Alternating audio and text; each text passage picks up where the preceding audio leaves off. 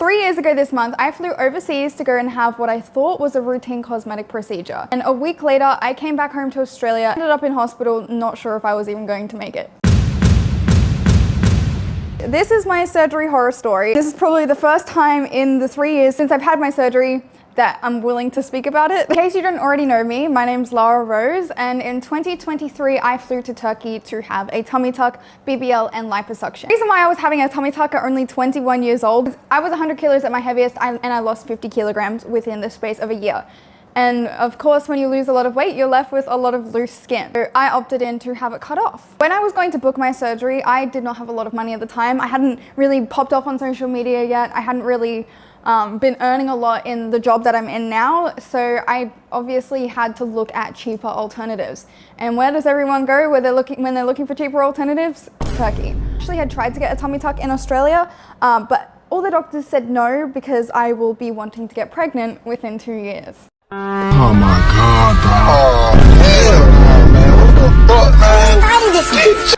That's a bit fucking crazy to say to a woman. That's when I ended up going and looking at Turkey. In Turkey, they would do my tummy tuck, liposuction and BBL all at the same time, where in Australia and most Western countries, they refuse to do that. I definitely found out why. I did months and months of research prior to reaching out to any surgeons. I was reading subreddits on Reddit. I was reading through Real Self, which is like a plastic surgery website. I was looking through Facebook. I looked high and fucking low to try and find the best surgeon in Turkey for this surgery because obviously I don't want to die. And that's when I stumbled upon this one surgeon who quite a number of people boasted about, and I really liked his surgical results for tummy tucks and BBLs. So I thought, all right, this might be the one. Little did I know that a lot of surgeons in Turkey can fake reviews, they can take down bad reviews, also make you sign things that disable you from being ever able to talk about it on social media or anywhere. But I decided to go with this surgeon. I messaged the surgical company on WhatsApp and I booked my surgery in. It was approximately 1 year from when I messaged them. So I had a fair bit of time to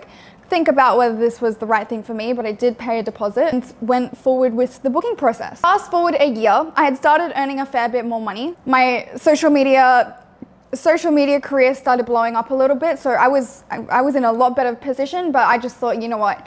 I've already got this booked in, let's go for it. I land in Turkey and the surgery was like a whole package. So you got accommodation, you got transportation and the surgery and the hospital visit as well. When I landed in Turkey, I had a driver already waiting at the airport for me and they picked me up. It was a massive cultural shock for me going to Turkey for the first time. On the way to the hotel, the driver was driving over 120 kilometers an hour while on his phone, not really looking at the road. It was absolutely terrifying. Regardless, we ended up at the hotel and we get into the hotel room and there is no locks on the doors. Not a single lock on the door. And my partner was like, what is going on here? This doesn't feel right. And I ended up looking up the hotel because we didn't actually know what hotel we were staying at.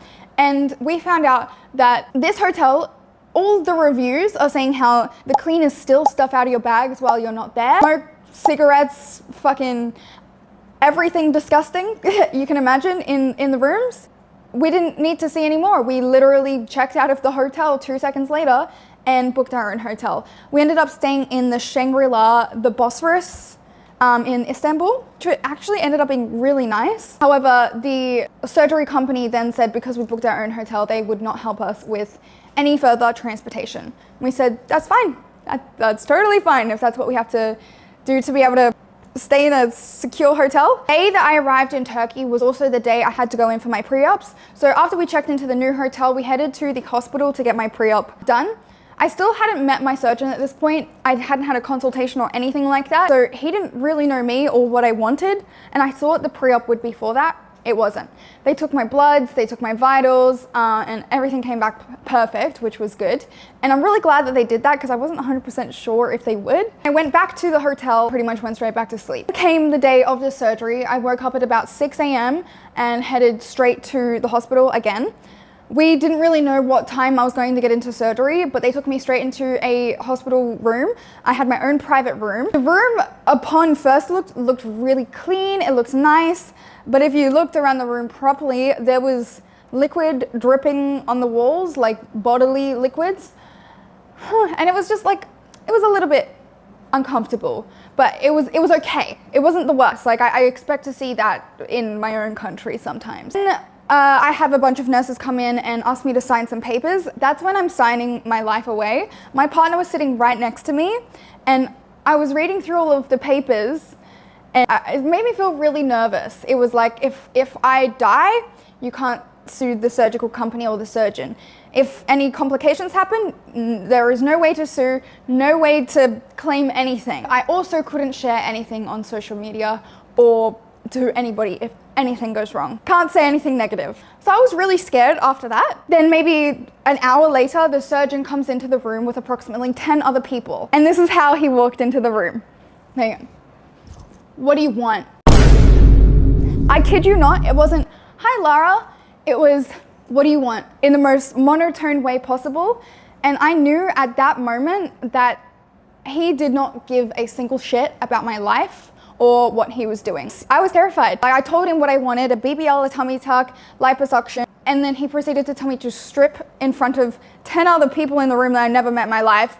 Really fucking awkward. I'm just undressing myself. Window in front of me as well that leads out to the street where everyone could see me, but nevertheless, I took all my clothes off. He immediately just started taking before photos and marking me up at the same time, and then he walked out, and that was it. I didn't see him again. Maybe an hour and a half to 2 hours later, I was taken into surgery.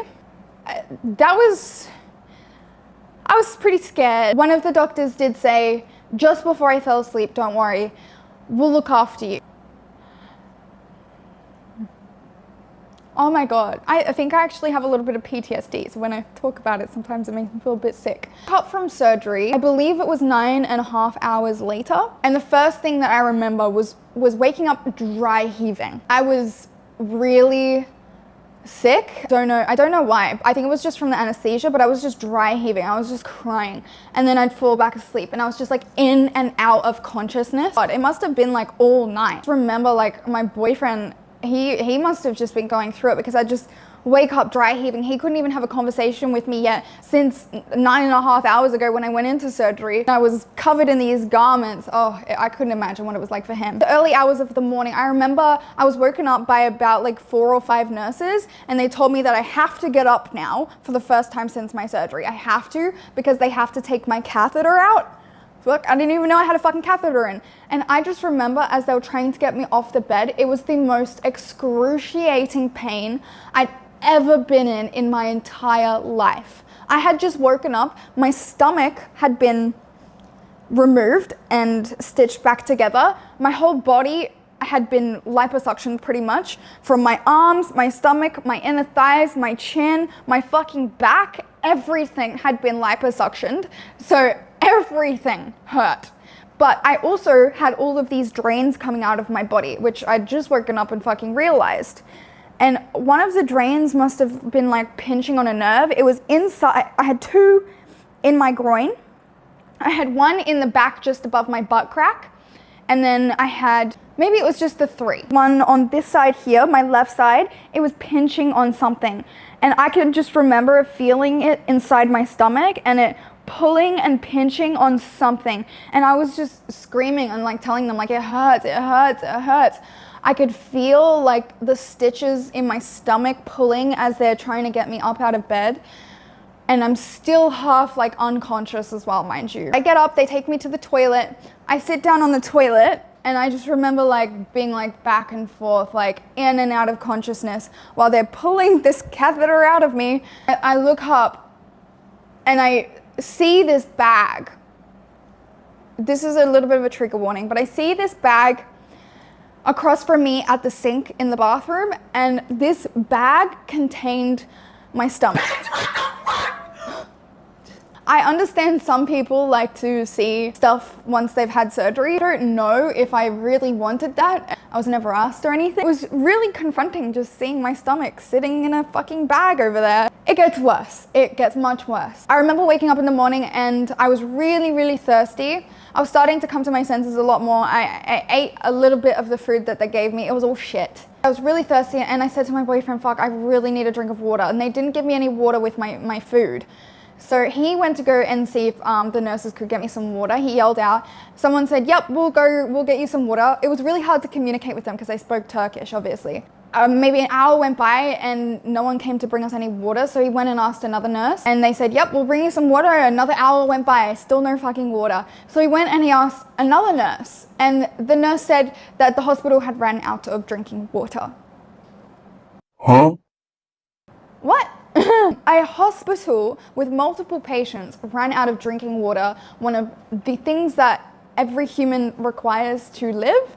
Right, that was crazy. So my boyfriend remembered that downstairs there was like this water dispenser and he went down and he filled up every single bottle we have with the last of the water, and that is what got me through until I was out of surgery. I was in hospital for 2 days. The second day was the day I pretty much had to leave. I wasn't there for very long. In the morning of that day, I had this lunch looking lady, like if you think of a lunch lady in school, like the stereotypical lunch lady, she walked into the room and she said, all right, take your garment off. We have to do your first massage. I was like, oh, fuck. I'd heard really terrible stories about how bad your massages are. Nothing could have prepared me for what I was about to experience. It was the first time I'd taken off my garment and I was crying, screaming in pain, saying, I can't do this, please stop.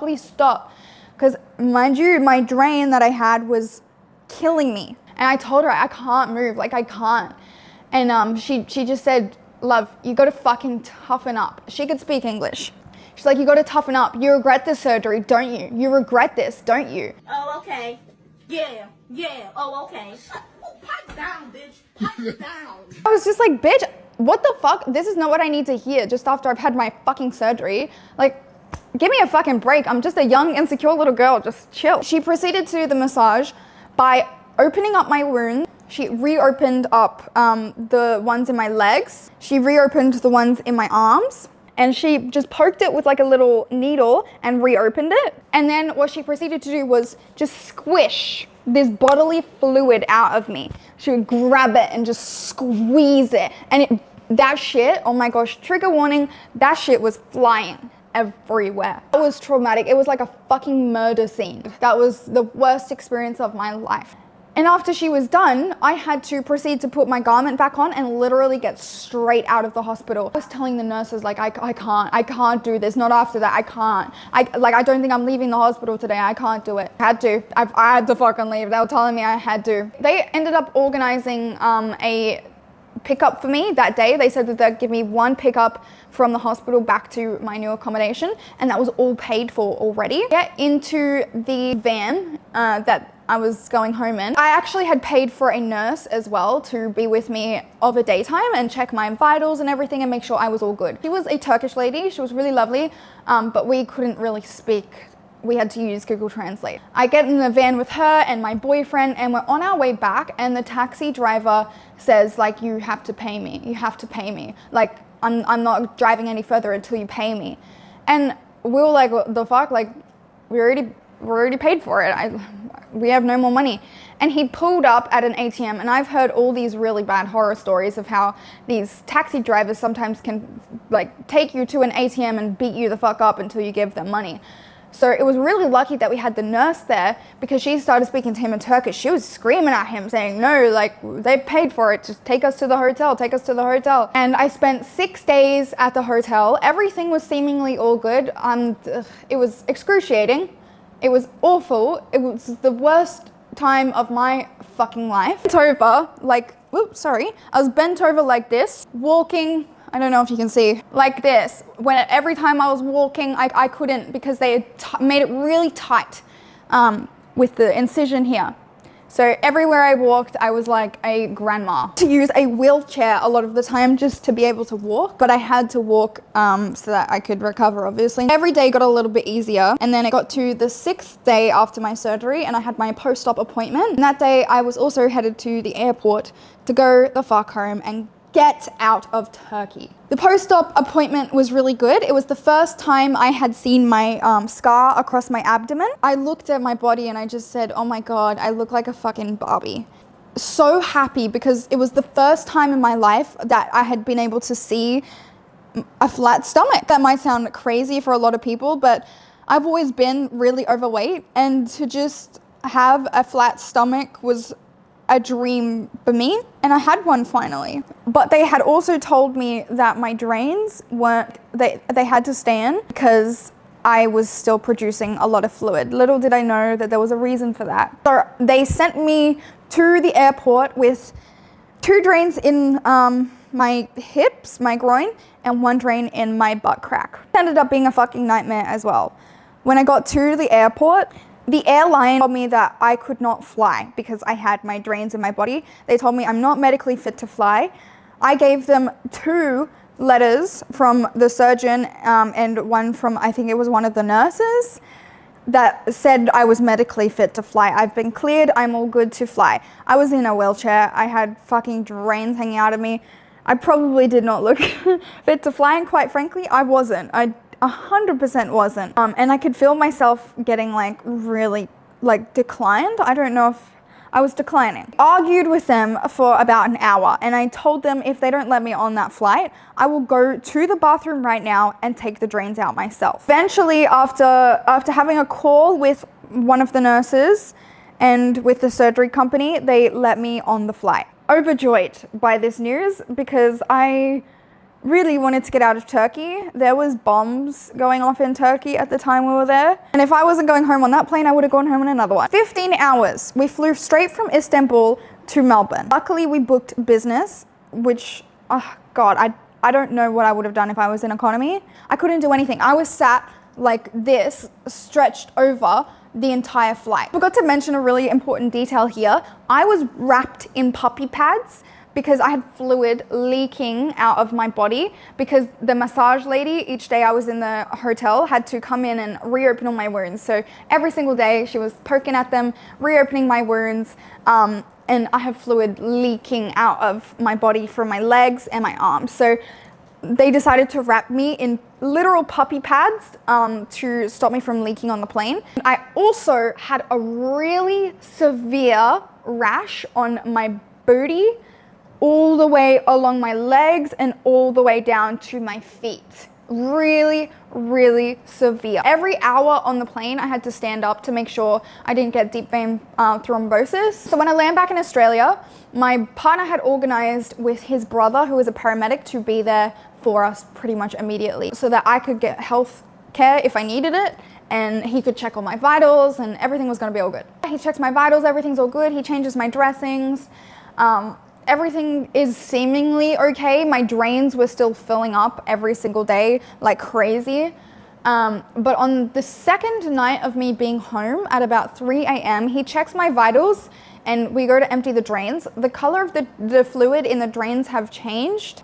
He checks my temperature and I have a temperature. I kind of knew at that stage that this was coming because my arms were feeling really hot. He took me straight to emergency that night. This is where the story gets fucked up once again. We arrive at a private hospital because I had private health. The private hospital wouldn't take me. The lady said that, one, I wouldn't be able to afford the private health, and I definitely don't have private health cover because I'm too young, is what she said. And I explained to her, no, I'm fine. The doctor said, no, she's fine. But the lady walked away, called an ambulance for me, and told me I'm going to be taken to a public hospital against my will. This really nasty nurse lady was saying all that stuff, but at the same time, the doctor was immediately working on me because he knew I had sepsis. He immediately got an IV and started pumping me with antibiotics before the ambulance arrived. I ended up at a public hospital in Melbourne, and I was treated like a COVID patient because at the same time, COVID was still a little bit prevalent. So every time a doctor or a nurse walked into my room, they had to get in a full hazmat suit. First morning I was admitted into hospital, they told me that I had sepsis. I had an infection and I was going to need to stay in hospital. Single day I was on IV antibiotics. I was also on tablet antibiotics as well. When I was in the hospital, they told me I wasn't allowed to wear my garment, so my body just swelled up because there was no compression, there was no lymphatic drainage, there was nothing. I was just laid on that bed. I felt like I was just left there to rot. Treated pretty much like shit because I had surgery overseas. In Australia, they don't really like you that much if you have surgery overseas. I was in hospital for about a week. Once I got home, while I was in hospital as well, I still had my drains in, and I still had them when I left the hospital. And they told me I had to keep them in for about another week. Had a home nurse that the hospital organized to come and check my vitals every single day and change my dressings because I was still not well. Mind you, this whole time, because I had my drains in, I was not allowed to have a shower. It had been, I think, about 2 weeks since I'd had a shower. I'm a person that showers every single day. I was desperate for a shower. 22 days after my surgery, I was able to get my drains out. It was a miracle dying for a shower and home that night to have the best shower of my life. Ever since, I haven't taken showers for granted. I was so lucky to have caught the infection at the time that I did that I made a full recovery so fucking quick, like just like that. I wasn't really sure what to think. I was paranoid, I was scared. I was alone. After I found out I had sepsis, I'd messaged the surgical company and they denied any responsibility or any possibility of me getting an infection. Now you're probably wondering what the scar looks like now. I hope you can see. The scar runs right across my abdomen, hip to hip, and 3 years later, it honestly looks amazing if you ask me. Around my crotch area where it was pulling the most is where it's still, to this day, a little bit pink. Every single year that goes by, it gets better and better and better. I don't know if you can see this, but the scars on my legs where they had the liposuction, that's completely normal. You can barely even tell that there's anything there. All the scars are pretty much unrecognizable now, I would say, except for obviously the one on my abdomen. It has taken 3 years to get to this point. Down to my pelvic area is still numb. Can't feel anything, and if anyone touches it, I flip the fuck out. I was numb in my legs as well for about 2 years. I finally got it back. I can feel everything again in my legs. The cost of the surgery, a lot of people always ask me, it only cost me 13,000 AUD. And that was for the tummy tuck, liposuction on my stomach, liposuction on my back, which they did a terrible job of, but we'll talk about that another time.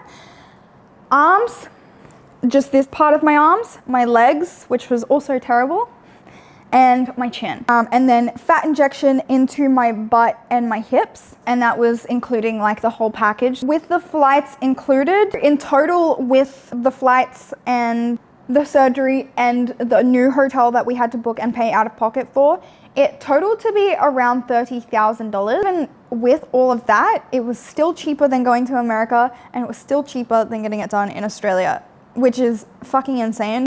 Would I ever do it again? No, I would never, ever in a million years have surgery in Turkey ever again. You couldn't fucking pay me to do it. Would I ever have the surgery again in another country? Yes, I would. It has helped with my confidence a whole lot more, especially considering the job that I do. Emotionally, I think was what impacted me the most. Like I said, it's taken me 3 years to even speak about this story, and some parts I can't even talk about again in this video just because it fucked me up a little bit. I can't cry. I think I have PTSD from it. To be someone that was not squeamish or anything. Wanted to be a surgeon myself, actually, a trauma surgeon. So nothing like that ever freaked me out before. But now I can't deal with a lot of surgery things or cuts or anything like that because it makes me think about my surgery a lot. It had a very big emotional impact on me. But I really want to share my story because I see a lot of girls, especially in my industry, talk about plastic surgery like it's nothing. Like, oh yeah, I got this procedure done and I instantly woke up and looked better. And then I got this procedure done, and then I got this procedure done, and then I got this procedure done. And so many celebrities and stuff do the same thing, but you're messing around with your life every single time you go under anesthesia or cut yourself open or change something about yourself that isn't meant to be there. So I hope that my story can at least be a little bit of like a insight into what plastic surgery is really like, because I walked in thinking that I was, I wasn't going to be one of those people. I was healthy as could be. I don't smoke, I don't drink, I don't do anything like that. So I was as healthy as I could be. And it still happened to me. I was still one of those people that didn't walk away without anything going wrong. You could be one of those people too. It's not worth risking your life over chasing a beauty standard. Understand how much you might want that surgery, but it is important to research things thoroughly and really think about whether that's the route you want to take. Because I was one of the lucky ones that got out of this. Some people don't. Some people die on the table, and it happens every day. So yeah, I don't regret my surgery, but I regret every single way that I went about it, that you can learn from my experience so that you don't have to go through it like I did. Thank you so much for watching. You know, if you have any questions or comments, I will always answer messages and DMs about this topic, because there is nothing I want more than for you to survive your plastic surgery. Thank you so much for watching. I will be posting videos every single week, so make sure you check them out. And don't forget to subscribe. Bye!